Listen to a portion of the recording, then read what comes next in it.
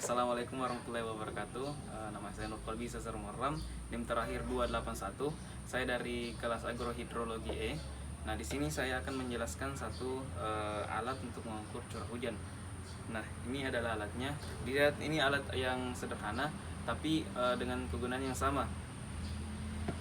Nah, prinsip kerja dari alat ini adalah air yang masuk ke dalam corong akan dialirkan ke dalam wadah, di mana wadah ini adalah bervolume 1,5 liter, diameter dari corong adalah 20 cm. Nah, setelah itu air yang telah tertampung dalam wadah ini diukur menggunakan ini pengukur air dalam skala mililiter. Nah, di sini setelah kita mendapatkan data dari curah hujan, kita masukkan ke dalam tabel yang sudah ada di penuntun. Terima kasih. Assalamualaikum warahmatullahi wabarakatuh.